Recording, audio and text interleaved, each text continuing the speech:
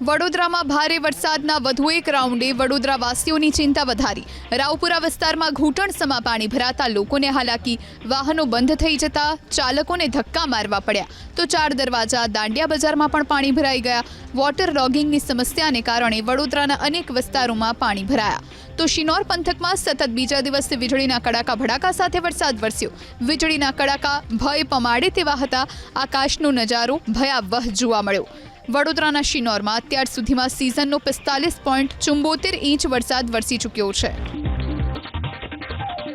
વડોદરામાં ભારે વરસાદના વધુ એક રાઉન્ડે વડોદરાવાસીઓની ચિંતા વધારી।